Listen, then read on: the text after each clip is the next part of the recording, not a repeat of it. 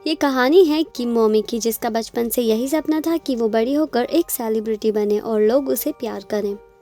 मोमी 1989 के talent show में परफॉर्म भी करती है और लोग उसकी परफॉर्मेंस को बहुत पसंद करते हैं।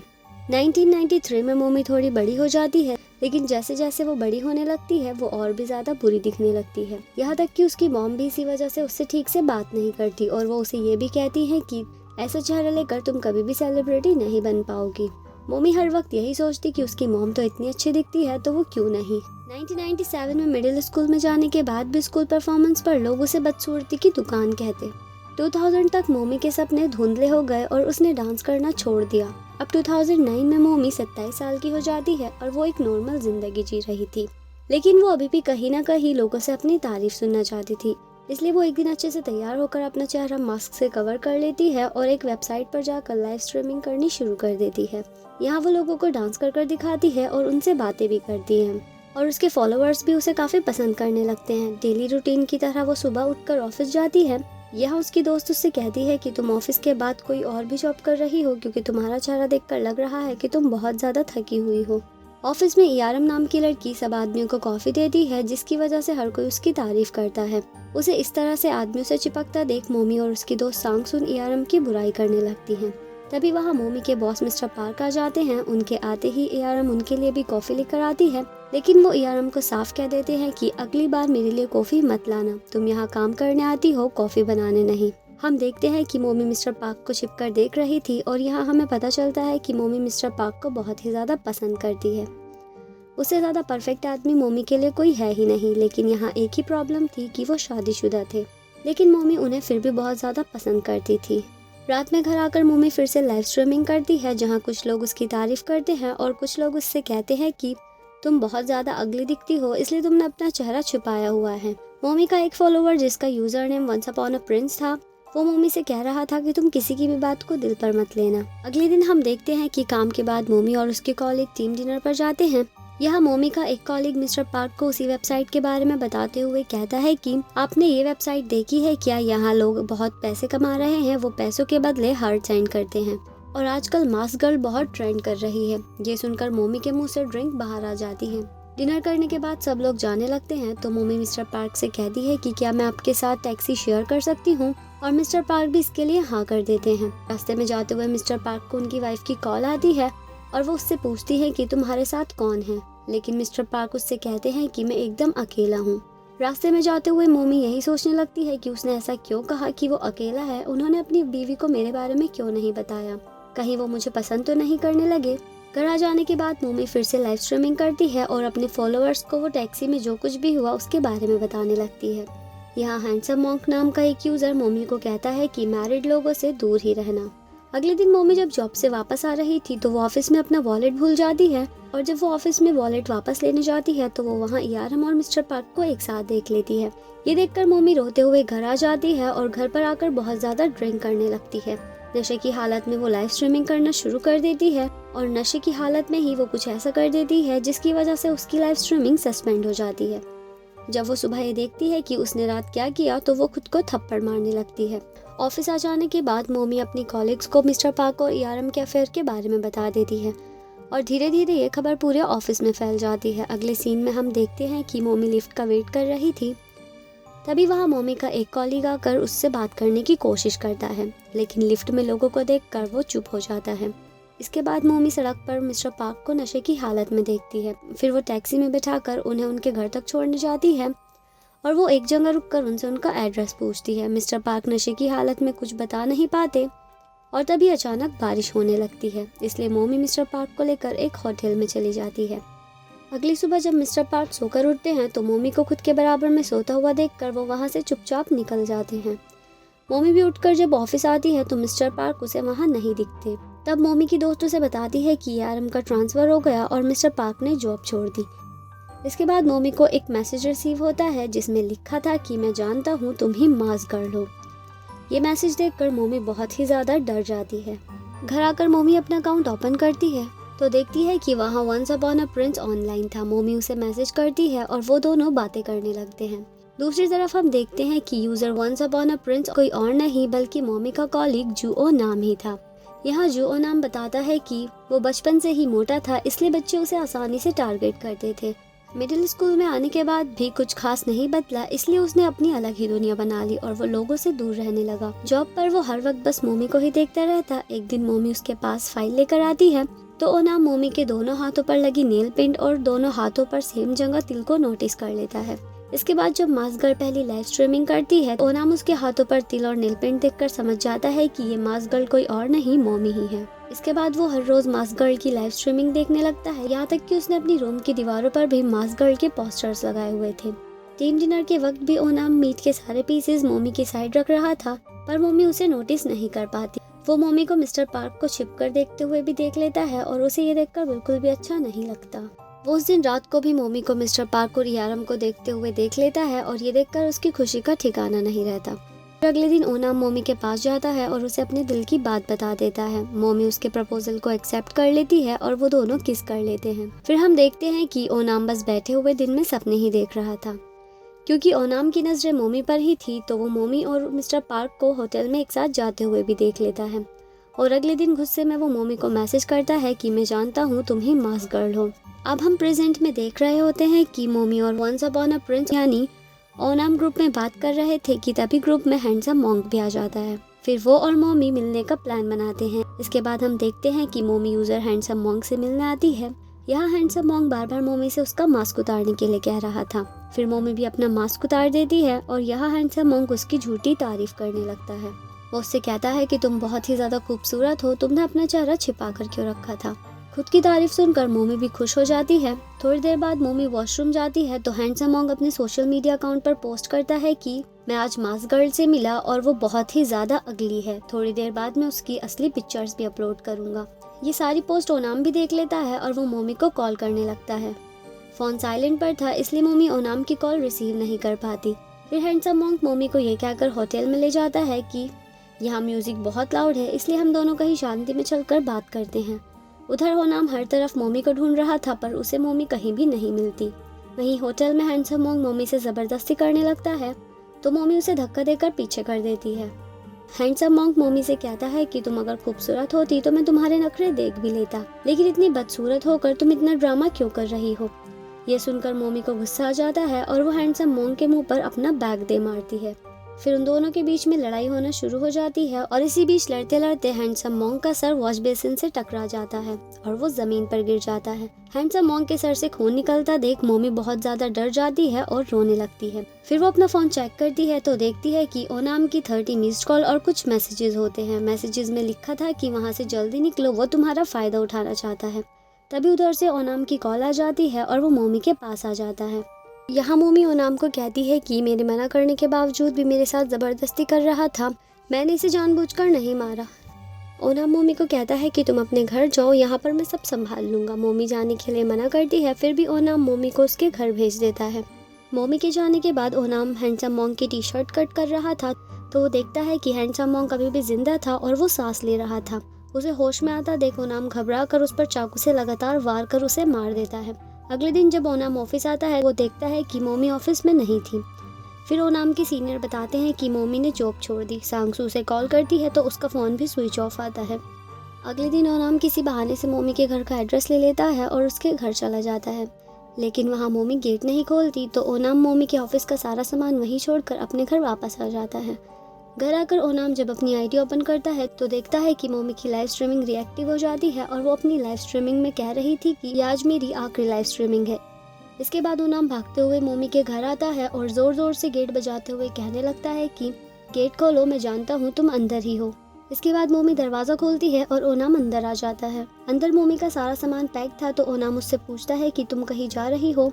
मोमी उसे बताती है कि इतना सब हो जाने के बाद मैं नॉर्मल लाइफ नहीं जी सकती, जैसे कुछ हुआ ही ना हो। ओनाम उससे कहता है कि तुम ये सोचो बस कि वो एक नाली का गंदा कीड़ा था, तुमने कुछ भी गलत नहीं किया। मोमी उससे कहती है कि तुम भी तो वही हो। वो आगे कहती है कि मैं पहले कंफ्यूज थी कि तुम्हें हैंडसम मॉन्क के असलियत के बारे में कैसे पता चला। जब मैंने थोड़ा दिमाग लगाया तब मुझे समझ आया कि तुम ही user once upon a prince हो और तुमने ही मुझे वो मैसेजेस किए थे।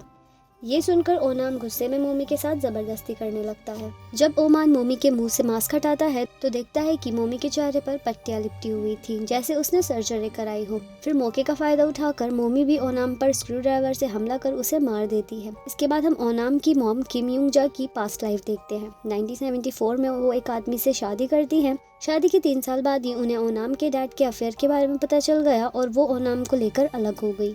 उन्होंने ओनाम को पालने के लिए घरों में सफाई की, खाने की डिलीवरी की, यहाँ तक कि उन्होंने ड्राइविंग तक सीखी और आखिर में उन्होंने एक छोटा सा रेस्टोरेंट खोल लिया। जब ओनाम बचपन में और बच्चों से पिट कर आता था तो युंगजा को यही लगता था कि वो अपने बच्चे की परवरिश ठीक से नहीं कर पा रही। उन्होंने चर्च से फादर को बुलवाकर ओनाम के लिए प्रेयर भी करवाई। ओनाम पढ़ाई में अच्छा था, इसलिए उसे सियोल यूनिवर्सिटी में आसानी से एडमिशन मिल गया। पढ़ाई पूरी हुई तो ओनाम ने जॉब के बाद अपनी मॉम से अलग रहने का फैसला कर लिया। यहाँ तक कि उसकी मॉम जब भी ओनाम के घर आने की कोशिश करती तो ओनाम उन्हें हमेशा टाल देता। युंगजा को यही लगता था कि ओनाम अपनी मॉम यानी युंगजा को उदास देखकर वापस आ जाएगा, लेकिन वो वापस नहीं आया और अब तो कुछ दिनों से युंगजा को उसका फोन भी नहीं आया। प्रेजेंट में युंगजा पुलिस को लेकर ओनाम के घर आती है। घर में आते ही उन्हें गंदी बदबू आने लगती है। घर की छानबीन करने के बाद पुलिस को फ्रिज से एक डेड बॉडी मिलती है जो टुकड़ों में कटी हुई थी। ये देखकर युंगजा बेहोश हो जाती है।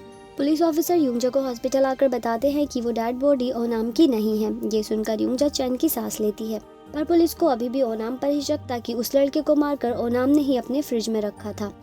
युंगजा उन्हें बताती है कि मेरा बेटा तो मक्खी भी नहीं मार सकता, इंसान को मारना तो दूर की बात है। इसके बाद पुलिस पूछताछ के लिए ओनाम के ऑफिस जाती है।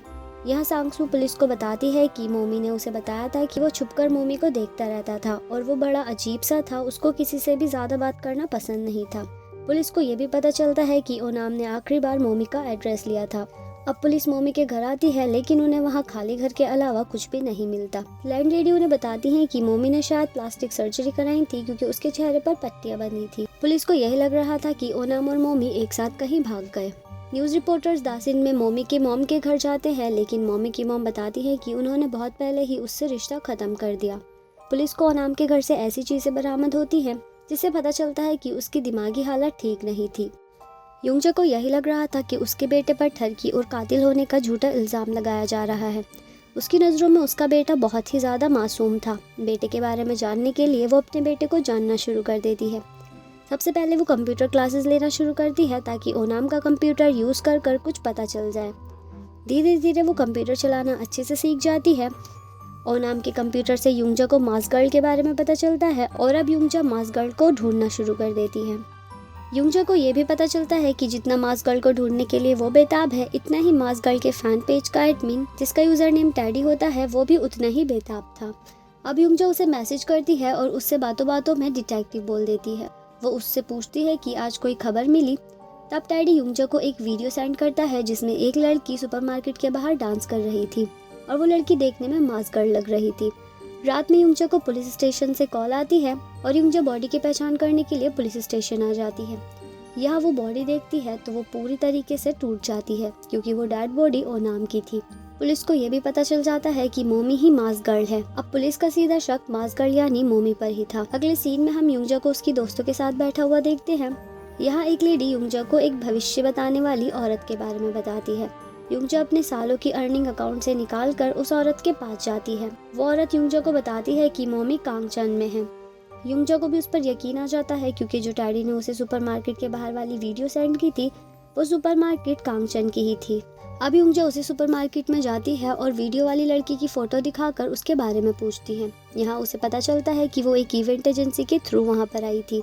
सुपरमार्केट का मैनेजर युंगजा को उस इवेंट एजेंसी का एड्रेस दे देता है। इसके बाद युंगजा उसी इवेंट एजेंसी में आती है और यहाँ उस लड़की का फोटो दिखाकर उसके बारे में पूछती है। तब वहाँ एक आदमी उसे बताता है कि इसका नाम यूमी है, लेकिन अब ये एक बार में काम करती है क्योंकि उसे वहाँ पर ज़्यादा पैसे मिल रहे थे। इसके बाद युंगजा वो फोटो लेकर अलग अलग बार में जाती है और पूछताछ करना शुरू कर देती है। एक दिन युंगजा फूड स्टॉल से कुछ खाने के लिए रुकती है तो वो देखती है कि यूमी भी उसी स्टॉल पर खड़ी थी। उसे देखकर युंगजा हैरान रह जाती है।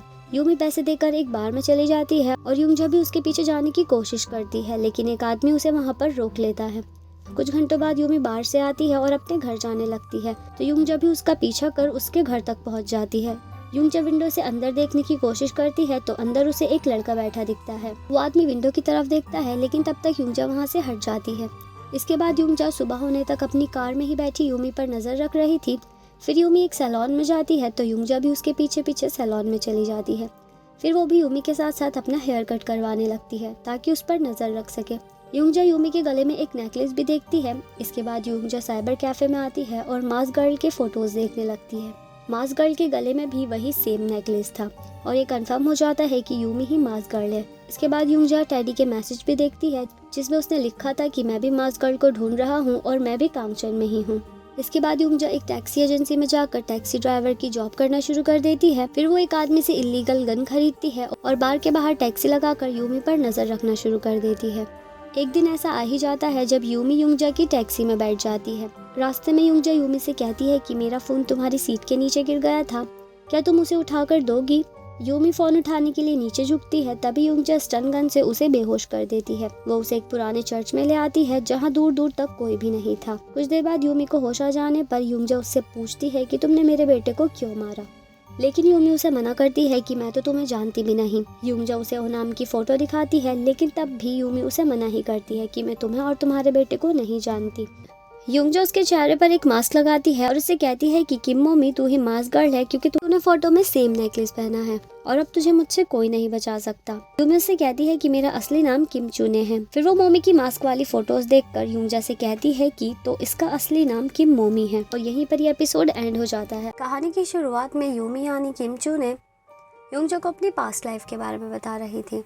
जब वो हाई स्कूल में थी वो देखने में ज़्यादा अच्छी नहीं थी, सब उसका मजाक बनाते थे और कोई भी उसका दोस्त नहीं था। वो अपने क्लास के सबसे पॉपुलर लड़के को पसंद करती थी जिसका नाम बुयोंग था और बुयोंग आइडल बनने की तैयारी कर रहा था। हाई स्कूल खत्म हो जाने के बाद चुने एक कन्वीनियंस स्टोर पर काम करने लगती है। एक दिन वहाँ बुयोंग अपने दोस्तों के साथ आता है। वो चुने से शराब और सिगरेट मांगता है। अंडर एज होने की वजह से चुने उन्हें शराब और सिगरेट देने से मना कर देती है, लेकिन वो बड़े ही प्यार से चुने से कहता है कि क्या तुम मेरे लिए इतना भी नहीं कर सकती। चुने मासूम थी, उसे लगा कि वो उसे पसंद करता है, इसलिए वो भी उसे शराब और सिगरेट दे देती है। एक दिन चुने स्टोर के बाहर खड़ी थी, तभी वहाँ बुयोंग का दोस्त आता है और उसे कहता है कि बुयोंग का आज बर्थडे है इसलिए उसने तुम्हें बुलाया है। फिर चुने भी बर्थडे में आ जाती है जहाँ बुयोंग उसके साथ बहुत अच्छे से बिहेव करता है। कुछ देर बाद बुयोंग चुने को अकेले में ले जाकर उससे कहता है कि मेरा बिल थोड़ा ज़्यादा आ गया, क्या तुम मुझे कुछ पैसे उधार दोगी? मैं अगले हफ्ते तुम्हें वापस कर दूंगा। इसके बाद जब भी बुयोंग को पैसों की ज़रूरत पड़ती तो वो चुने के पास ही आता और कभी पैसे वापस भी नहीं करता। कुछ साल ऐसे ही बीत गए और बुयोंग भी अब एक सिंगर बन गया था। एक दिन फैंस की भीड़ में चुने भी खड़ी थी। वो बुयोंग को देखकर उसे आवाज़ देती है, लेकिन बुयोंग उसकी तरफ एक नज़र देखकर वहाँ से चला जाता है। चुने रात तक उसका वहीं पर वेट करने लगती है। फिर वो बुयोंग को उसके दोस्त से कहते हुए सुनती है कि चुने तो बस उसके लिए एक एटीएम थी और उसके साथ उसने ना जाने और कितनी लड़कियों से भी पैसे लिए थे। ये सुनकर चुने का दिल टूट जाता है और वो बुयोंग के अंडर एज होने के बावजूद भी शराब और ड्रिंक्स पीते हुए की फोटो वायरल कर देती है। देखते ही देखते बुयोंग का कैरियर खत्म हो जाता है। अब चुने अपनी प्लास्टिक सर्जरी करवा लेती है और एक नई जिंदगी शुरू करती है। एक दिन सुपरमार्केट के बाहर डांस करते हुए चुने की नज़र बुयोंग पर पड़ती है। उसे इतनी बुरी हालत में देखकर उससे रुका नहीं जाता, इसलिए वो उसके पास चली जाती है। अलग दिखने की वजह से बुयोंग उसे पहचान नहीं पाता। तब चुने से याद दिलाती है कि वो कौन है और वो दोनों एक साथ पढ़ते थे। उस दिन के बाद से वो दोनों रिलेशन में आ जाते हैं और चुने बुयोंग को जॉब मिलने तक अपने घर में रहने के लिए कहती है। खर्चे ज़्यादा होने की वजह से चुने डांस एजेंसी छोड़कर एक क्लब में नौकरी करने लगती है। थोड़े टाइम में ही वो वहाँ काफ़ी ज़्यादा फेमस हो जाती है। यूंगजा गुस्से में उससे कहती है कि तुम कहीं मेरा बेवकूफ़ तो नहीं बना रही और वो उसे मारने वाली होती है। चुने उसे रोककर बताती है कि क्लब में काम करने के 2 महीने बाद ही वहाँ मोमी आई और उसके आने के बाद पहले ही दिन से उन दोनों के बीच लड़ाई रहने लगी और उनके बीच कभी नहीं बनी। आते ही मोमी ने चुने की जगह छीन ली, यहाँ तक कि मोमी ने उसके रेगुलर कस्टमर्स भी छीन लिए। क्लब की ऑनर भी हमेशा मोमी की साइड लेती। एक दिन किसी बात पर मोमी और चुने के बीच लड़ाई हो जाती है। लड़ाई के बीच में मोमी का नेकलेस नीचे गिर जाता है। मोमी के जाने के बाद चुने उसे उठाकर पहन लेती है और उसी दिन से दूसरे क्लब में काम करना शुरू कर देती है। प्रेजेंट में चुने यूंगजा से कहती है कि तुम्हें उस तक मैं पहुंचाऊंगी क्योंकि मुझे भी उससे बदला लेना है। इसके बाद यूंगजा उस पर यकीन कर उसके साथ क्लब आ जाती है। यहाँ एक लड़की से बात कर पता चलता है कि मोमी ने वहाँ पर जॉब छोड़ दी। अब चुने यूंगजा से कहती है कि मैं बाकी के क्लब्स में पूछताछ करती हूँ। इसके बाद वो यूंगजा से कुछ पैसे लेकर वहाँ से चली जाती है। तो आगे हम देखते हैं कि चुने मोमी से मिलने जाती है, जहाँ हमें पता चलता है कि मोमी और वो तो बहुत ही अच्छी दोस्त थी। उसने जो कहानी युंगजा को सुनाई थी वो एकदम झूठी थी। फ्लैशबैक के सीन में हमें पता चलता है कि क्लब में मोमी के आ जाने के बाद वो दोनों बहुत अच्छी दोस्त बन जाती हैं। दोनों का पास्ट सेम ही था, इसलिए दोनों के बीच अच्छी बॉन्डिंग बन जाती है और वो दोनों बहनों की तरह एक साथ मिलकर काम करने लगती हैं। एक दिन चुने को मोमी का नेकलेस पसंद आ जाता है तो मोमी अपना नेकलेस उसी को ही पहना देती है। इसके बाद मोमी कुछ दिन काम पर नहीं आती, इसलिए चुने उसे मिलने उसके घर जाती है। यहाँ जाकर वो देखती है कि मोमी को बहुत ही तेज़ बुखार हुआ था। चुने उसे हॉस्पिटल चलने के लिए कहती है। तब मोमी उसे जो कुछ भी उसके साथ हुआ था वो सब बता देती है और अगर वो हॉस्पिटल गई तो वो पकड़ी जा सकती है। चुने उसकी कहानी सुनकर रोने लगती है और उसी दिन से ही उसे प्रोटेक्ट करने का वादा करती है। चुने मोमी को कहीं दूर जाने के लिए कहती है, लेकिन मोमी उसे बताती है कि अगर मैं अपनी मॉम के घर गई तो वो पुलिस को बुला लेंगी और अब्रॉड जाना खतरे से खाली नहीं। इसके बाद जब चुने मोमी के अपार्टमेंट से बाहर आ रही होती है तो कोई उस पर नज़र रख रहा था। चुने अपने घर वापस आती है। वो देखती है कि बोयोंग ने उसके डॉगी को खाना भी नहीं दिया था और हमेशा की तरह उसने घर गंदा कर रखा था। बोयोंग में जरा सा भी बदलाव नहीं आया था और न ही उसने कोई जॉब ढूंढी। वो पूरे दिन बस सिगरेट पीता और बस गेम खेलता। चुने भी अब उससे तंग आ चुकी थी। चुने उसे अपने घर से जाने के लिए कहती है, लेकिन वो चुने से कहता है कि मैं यहाँ से नहीं जाऊँगा। तुम्हारे लैपटॉप से मुझे पता चल गया मेरे जो फोटोज़ वायरल हुए थे वो तुम्हारी आईडी से हुए। ये कहकर वो चुने को मारना शुरू कर देता है। उधर मोमी खाने के लिए कुछ खरीदने आती है, तभी वहाँ टेडी आकर उसे पहचान लेता है। मोमी उसे मना करती है कि मैं वो नहीं हूँ, लेकिन वो मोमी के पीछे पड़ जाता है। फिर मोमी उसे धमकी देती है कि अगर मरना नहीं है तो यहाँ से चले जाओ। मोमी अपने घर आकर सामान लेकर निकल रही थी, तभी वहाँ चुने भी आ जाती है और वो दोनों साथ में निकलने का फैसला करती हैं। बोयोंग के सो जाने के बाद चुने अपने घर में आती है और चुपचाप अपना सामान लेने लगती है, लेकिन बोयोंग वहाँ उठ जाता है और चुने को मारना शुरू कर देता है। तभी बाहर से मोमी आकर उसके सर पर कुछ मारना शुरू कर देती है। फिर बोयोंग और मोमी के बीच लड़ाई होने लगती है और आखिर में मोमी और चुने दोनों मिलकर बोयोंग को मार देती हैं। उधर टैडी युंगजा को चुने और मोमी के पिक्चर सेंड करता है, जिसे देखकर युंगजा समझ जाती है कि मोमी और चुने एक दूसरे को बहुत अच्छे से जानती हैं। फिर युंगजा सीधा चुने के घर आती है और दूर से मोमी और चुने को सूटकेस कार में रखते हुए देखती है, जिसमें उन्होंने बोयोंग की बॉडी रखी थी। इसके बाद वो दोनों वहाँ से निकल जाती हैं और युंगजा भी उनका पीछा करने लगती है। रास्ते में मोमी चुने को बताती है कि वो प्रेग्नेंट है और उसके बेबी का फादर ओनाम है। चुने से कहती है कि तो उसे पालेगी कैसे, जिस पर मोमी कहती है कि मुझे नहीं पता, लेकिन मैं कोई ना कोई रास्ता तो ज़रूर निकाल लूँगी। इसके बाद वो दोनों बोयोंग की बॉडी को पानी में डालकर वहाँ से जा रही थी, तभी वहाँ युंगजा भी सामने से आ रही होती है। युंगजा उन दोनों पर फायरिंग करने वाली होती है, लेकिन उसकी गन का ट्रिगर अटक जाता है। इतने में वो दोनों युंगजा के करीब आती हैं, तब तक युंगजा गन चला देती है और चुने को गोली लग जाती है। फिर मोमी और युंगजा के बीच लड़ाई होने लगती है। एंड में मोमी उससे पीछा छुड़ाकर चुने के पास आती है, तब तक चुने मर चुकी थी। इसके बाद मोमी उन दोनों की बॉडीज को कार में रखकर कार को धक्का लगाकर उसे पानी में फेंक देती है। अगले सीन में हम देखते हैं कि मोमी पुलिस को सरेंडर कर देती है और यहीं पर यह एपिसोड एंड हो जाता है। अगर आपको वीडियो पसंद आई हो तो प्लीज़ लाइक करें, चैनल को सब्सक्राइब करें और बेल आइकन दबाना मत भूलिए। 5वें एपिसोड की शुरुआत में हम देखते हैं कि मोमी सरेंडर कर देती है, जिसके बाद उसे उम्र कैद की सज़ा दी जाती है। अगली सीन में हम देखते हैं कि मोमी जेल जाने से पहले अपनी बेटी को लेकर, जिसका नाम उसने मीमो रखा था, अपनी मॉम के घर आती है। वो यहाँ अपनी मॉम से कहती है कि आप कुछ दिनों के लिए इसे अपने साथ रख लो। मॉमी की मॉम उसकी बेटी को रखने के लिए साफ मना कर देती है। मॉमी उनसे कहती है कि आपको इसे पालना नहीं है, बस कुछ दिनों के लिए आपको इसका ख्याल रखना है। फिर वो अपनी बेटी को वहीं छोड़कर वहाँ से चली जाती है। देखते देखते सालों बीत जाते हैं, लेकिन मॉमी अपनी बेटी को लेने वापस नहीं आती। अब मॉमी की बेटी थोड़ी बड़ी हो जाती है और उसके अंदर सारी हरकतें अपनी माँ वाली ही थी, जिसकी वजह से उसकी नानी भी उससे अच्छे से बर्ताव नहीं करती थी। उसे देखकर उन्हें हमेशा मॉमी की याद आती थी। इसके बाद हम देखते हैं कि मीमो एक दिन अपने दोस्तों के साथ जा रही थी, तभी मीमो की दोस्तों की मॉम आकर उन्हें अपने साथ ये कहते हुए ले जाती हैं कि इसके साथ मत खेलो, इसकी मॉम मास गर्ल है। घर आते ही मीमो मास गर्ल के बारे में सर्च करती है, तब उसे पता चलता है कि उसकी मॉम कौन है। धीरे धीरे ये खबर पूरे स्कूल में भी फैल गई कि मीमो मास गर्ल की बेटी है। मीमो को पता चलता है कि ये सारी खबर किसी और ने नहीं बल्कि उसी की बेस्ट फ्रेंड ने फैलाई है। मीमो अपनी बेस्ट फ्रेंड के पास जाती है और उसके मुंह पर एक जोरदार पंच मारती है, जिसके बाद उसकी नानी को स्कूल बुलाया जाता है और मीमो को स्कूल से निकाल दिया जाता है। इसके बाद वो उस शहर को छोड़ देती है। स्कूल छोड़ने से पहले मीमो स्कूल के पास तब्बूकी बेचने वाली आंटी के पास जाती है, जिसे वो दादी कहती थी। वो उसे बताती है कि अब वो उससे तब्बूकी नहीं खरीदेगी क्योंकि वो कहीं और शिफ्ट हो रही है। इसके बाद वो जिस भी स्कूल में जाती वहाँ खबर फैल जाती कि मीमो कौन है। मीमो स्कूल के बच्चों से मारपीट भी करती। कुछ साल ऐसे ही बीत जाते हैं। मीमो अब 13 साल की हो गई थी। हम देखते हैं कि मीमो का नए स्कूल में आज पहला दिन था। क्लास में मीमो के साथ कोई भी बैठने के लिए तैयार नहीं था। तब टीचर मीमो को येचुन नाम की एक लड़की के पास बैठने के लिए कहती हैं। येचुन के लुक्स की वजह से उसका भी कोई दोस्त नहीं था। खाना खाते वक्त येचुन मीमो के पास आती है और उससे कहती है कि मैं जानती हूँ कि तुम्हारा कोई भी दोस्त नहीं है, इसलिए मैं तुम्हारी दोस्त बनूंगी। मीमो उससे बड़े ही रूडली तरीके से कहती है कि मुझे किसी भी दोस्त की ज़रूरत नहीं है। अगले दिन हम देखते हैं कि मीमो और येचुन की क्लास में क्लीनिंग ड्यूटी होती है। येचुन क्लीनिंग ड्यूटी छोड़कर स्कूल के पीछे एक लड़की को केपॉप आइडल्स के ऑटोग्राफ बेचने आती है, लेकिन वो लड़की अपने साथ और भी लड़कियों को लेकर आती है और वो सब मिलकर येचुन को बुली करने लगती है। तभी वहाँ मीमो आती है और उन लड़कियों को डराकर भगा देती है। इसके बाद से ही मीमो और येचुन में धीरे धीरे दोस्ती होने लगती है। दोस्त बन जाने के बाद भी मीमो येचुन से कोई भी बात शेयर नहीं करती थी। एक दिन येचुन मीमो को कहती है कि मेरी मॉम मेरी सौतेली मॉम है, मेरा मन करता है कि मैं उन्हें मार दूँ। वो मीमो से पूछती है तुम भी मुझे अपने बारे में बताओ, तुम कभी भी मुझे कुछ भी नहीं बताती।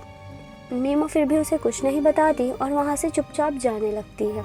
येचुन उसे गुस्से में कहती है तुम खुद को समझते क्या हो, हमेशा बेचारी बनी रहती हो।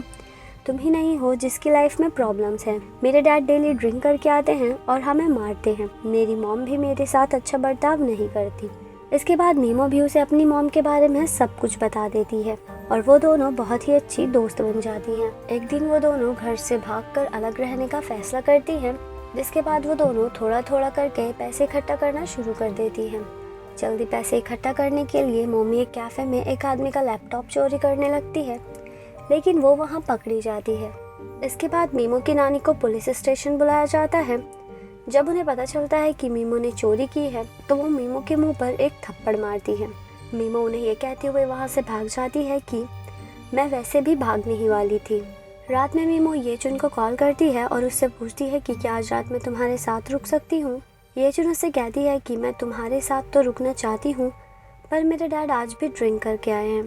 इसके बाद मीमो छिपकर रात गुजारने के लिए अपने स्कूल में आ जाती है। अगले दिन वो वॉशरूम में कुछ लड़कियों को कहते हुए सुन लेती है कि मीमो मास गर्ल की बेटी है।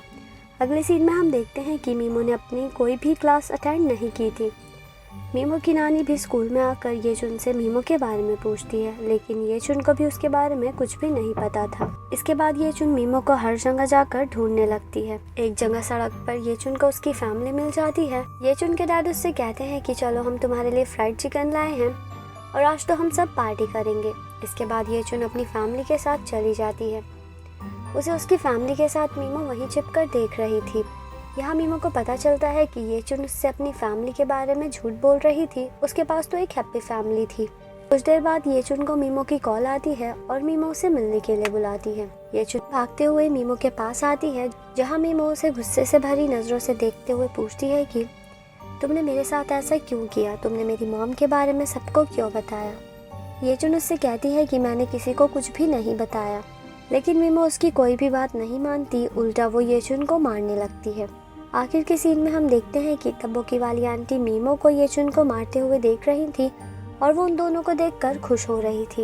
यहीं पर ये एपिसोड एंड हो जाता है। एपिसोड की शुरुआत में हम सन 2012 की सीन को देखते हैं, जहां मोमी को एक जेल में ट्रांसफर किया जाता है। अगले दिन मोमी को सारे कैदी घेर कर बैठे थे और उससे उसकी सर्जरी के बारे में पूछ रहे थे।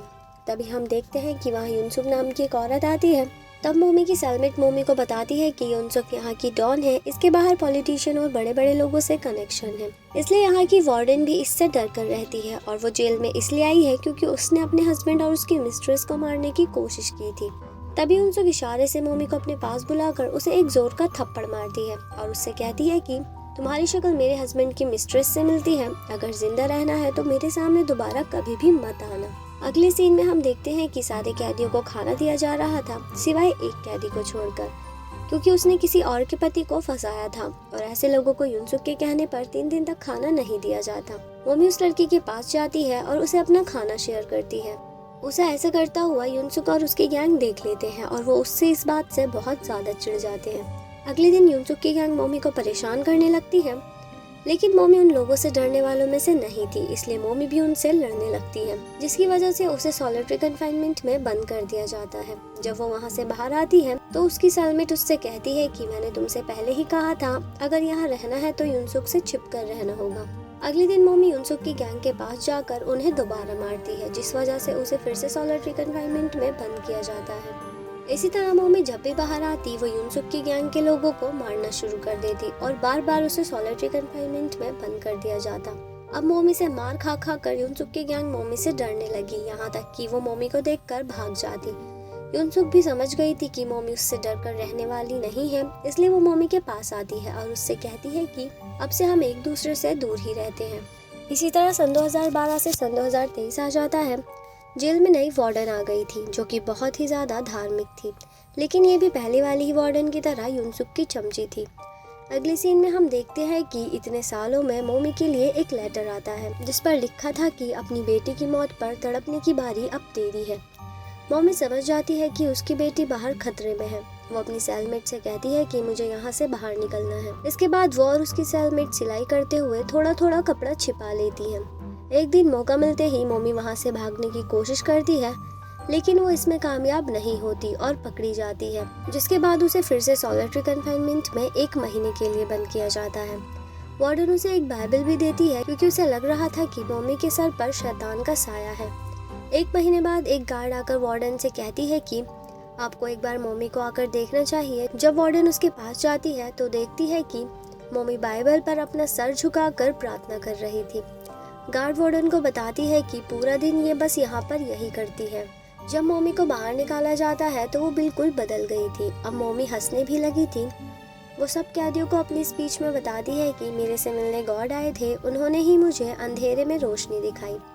फिर भी कुछ कैदियों को लग रहा था कि मोमी बस सुधरने का नाटक कर रही है। इसके बाद मोमी को युनसुक एक जगह बैठकर रोती हुई मिलती है कि उसकी बेटी की किडनी ट्रांसप्लांट होनी थी और ब्लड ग्रुप अलग होने की वजह से युनसुक अपनी बेटी को किडनी नहीं दे सकती। मोमी उससे कहती है कि मैं तुम्हारी बेटी को किडनी दूंगी। कुछ दिनों बाद युनसुक भागते हुए मोमी के पास आती है और उसे बताती है कि तुम्हारी सारी रिपोर्ट्स पॉजिटिव है, तुम उसे किडनी दे सकोगी। ये कहकर वो खुशी से मोमी को गले लगा लेती है। अगले सीन में हम देखते हैं कि बाहर से कुछ लोग कैदियों से मिलने आए हुए थे और वो कैदियों को बाइबल पढ़कर सुना रहे थे। मोमी भी उनमें से एक औरत को बताती है कि मैंने बहुत गुनाह किए हैं पर मुझे एक पल के लिए भी सुकून नहीं मिलता था, लेकिन ऊपर वाले का हाथ पकड़कर मुझे बहुत सुकून मिला। इसके बाद सब लोग जा रहे थे, तब एक औरत मोमी के पास आती है और ये वही औरत थी जिसे हमने 5th एपिसोड के एंड में देखा था। और यहाँ हमें पता चलता है कि ये औरत कोई और नहीं बल्कि ओनाम की माँ यूंजा थी। वो मोमी को कहती है कि तुम्हें मेरा भेजा हुआ लेटर मिला, तुमने कोई जवाब नहीं दिया। वो आगे कहती है कि तुम्हें यही लगा था कि शायद मैं मर गई। इसके बाद हम पास्ट के सीन को देखते हैं। मोमी ने जब युंगजो को कार के साथ नदी में फेंका था तब वो मरी नहीं थी, वो किसी तरह अपनी जान बचाकर बाहर आ गई थी। फिर उसने अपनी प्लास्टिक सर्जरी करवाई ताकि वो पुलिस और मोमी की नज़रों में ना आए। प्लास्टिक सर्जरी करवाने के बाद उसने शहर से थोड़ी दूर एक घर किराए पर लिया। फिर उसने मोमी को हर जगह ढूंढा लेकिन वो उसे कहीं नहीं मिली। फिर एक दिन उसने न्यूज़ में देखा कि मोमी ने सरेंडर कर दिया। इसके बाद युंगजा ने मोमी की बेटी को मोमी के घर के बाहर देखा और वो उसके चेहरे को देखकर समझ गई कि वो मोमी की बेटी है। फिर युंगजा ने मोमी के स्कूल के बाहर तब्बोकी का स्टॉल खोला और उस पर नजर रखने लगी। धीरे धीरे उसने मीमो से बात करनी शुरू की और उसे अपनी बातों में बहका लिया। उसने ही मीमो के स्कूल में खबर फैलाई थी कि वो मास गर्ल की बेटी है। जब मीमो ने उसे सारी बात रोते हुए बताई तो उसने मीमो को भड़काते हुए कहा कि ये सारी बात तुम्हारी बेस्ट फ्रेंड ने फैलाई है, इसलिए तुम उसे छोड़ना मत, तुम उसे सबक सिखाना। मोमी को यही लगा कि ये सारी बातें उसकी बेस्ट फ्रेंड ने फैलाई है, इसलिए मीमो उसके पास जाकर उसे एक पंच मारती है। दूसरे शहर में शिफ्ट होने से पहले मीमो युंगजा को अपने घर का एड्रेस भी देती है। इसके बाद मीमो जब पुलिस स्टेशन से भागती है तो वो सीधा युंगजा के घर आती है क्योंकि वो तो उसे दादी कहने लगी थी। प्रेजेंट में युंगजा मोमी को धमकी देते हुए कहती है कि अब तुम्हें पता चलेगा कि अपने बच्चे को खोना क्या होता है, तुम मेरी तरह तड़पोगी। ये कहकर वो वहाँ से जाने लगती है। जैसे ही मोमी उसे जाने से रोकने की कोशिश करती है तभी उसे गार्ड्स पकड़ लेते हैं और यहीं पर यह एपिसोड एंड हो जाता है। सातवें और आखिरी एपिसोड की शुरुआत में हम देखते हैं कि युंजा अपने घर वापस आती है, जहाँ पहले से ही मीमो उसका वेट कर रही थी। उधर मोमी जेल में सब लोगों को कह रही थी कि वो औरत किसी का मर्डर करने वाली है, लेकिन उसकी बात कोई भी नहीं सुनता। अगले दिन मोमी सारी बातें युनसुक को बताती है। युनसुक उसे यकीन दिलाती है कि वो अपने कुछ आदमियों को उसकी माँ और बेटी को ढूंढने के लिए कहेगी। वहीं युंजा मीमो को कहती है कि तुम्हें अपनी नानी को बताना चाहिए कि तुम मेरे साथ हो और एकदम ठीक हो। तभी मीमो की नज़र वहाँ रखी ओ नाम की फ़ोटो पर पड़ती है। युंजा से पूछती है कि क्या ये आपका बेटा है। युंजा कहती है कि हाँ, लेकिन ये अब इस दुनिया में नहीं है। दूसरी तरफ मीमो की नानी उसकी मिसिंग कंप्लेंट कराने के लिए पुलिस स्टेशन में आई थी। पुलिस ऑफिसर मीमो की नानी से पूछते हैं कि क्या वो पहले भी घर से भागी थी, जिस पर उसकी नानी कहती है कि हाँ, लेकिन वो अगले ही दिन वापस आ जाती थी। पुलिस ऑफिसर मीमो की नानी को कहते हैं कि आपको उसका थोड़ा और वेट करना चाहिए, हो सकता है कि वो वापस आ जाए। मीमो की नानी जैसे ही बाहर आती है, उन्हें मीमो की कॉल आती है। वो अपनी नानी से कहती हैं कि मैं एकदम ठीक हूँ, इसलिए आप मुझे ढूंढने की कोशिश मत करना। मीमो की नानी उसे समझाती हैं कि तुम वापस आ जाओ, लेकिन मीमो उन्हें कहती है कि वैसे भी आप यही चाहती थी कि मैं आपकी ज़िंदगी से दूर चली जाऊँ। मुझे देखकर आपको वैसे भी मॉम की याद आती थी। ये कहकर मीमो अपना फ़ोन स्विच ऑफ कर लेती है।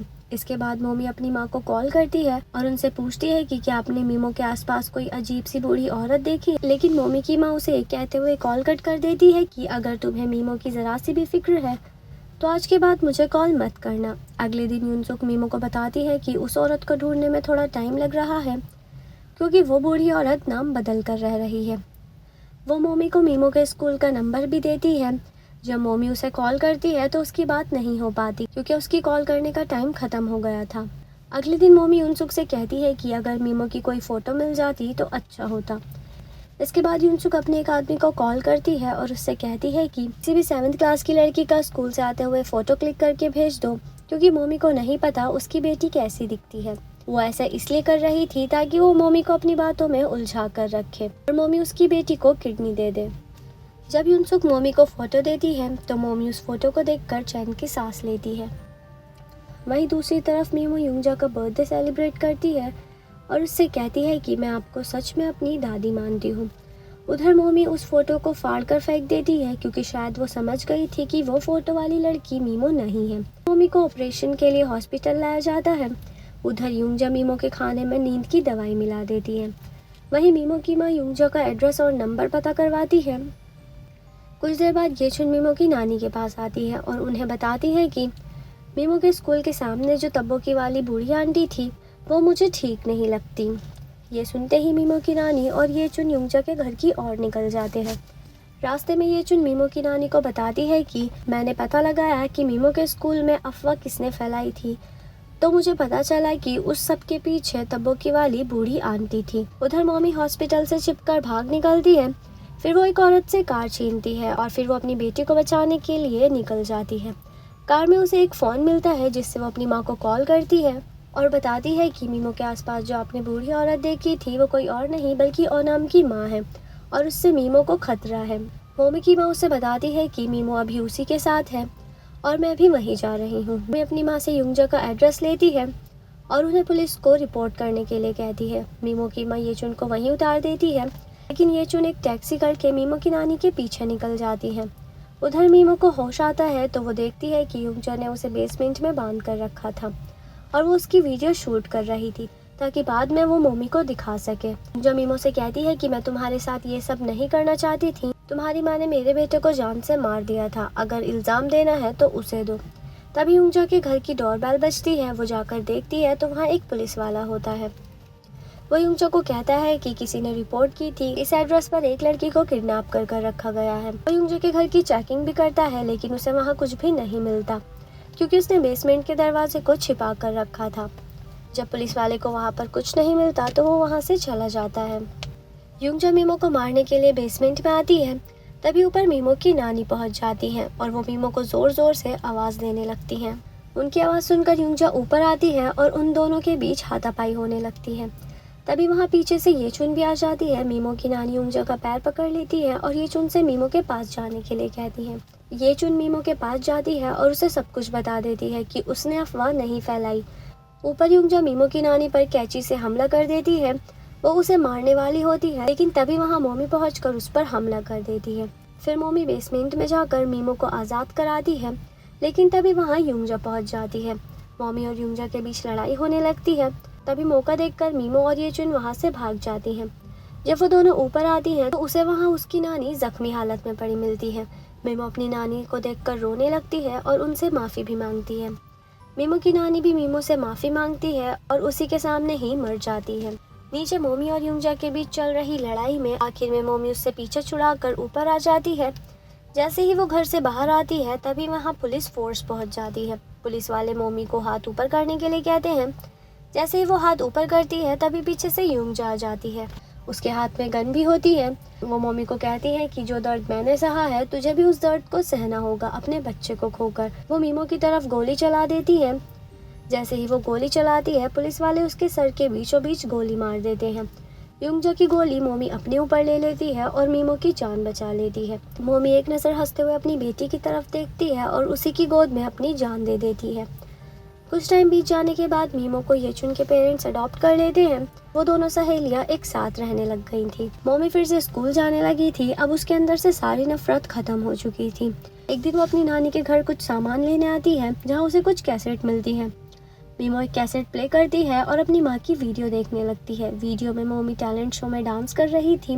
मोमी से पूछा जाता है कि तुम्हारा क्या सपना है, जिस पर मोमी कहती है कि मैं चाहती हूँ कि सब लोग मुझसे प्यार करें। उस वीडियो को देखकर मीमो बहुत ज़्यादा रोने लगती है और यहीं पर ये ड्रामा एंड हो जाता है।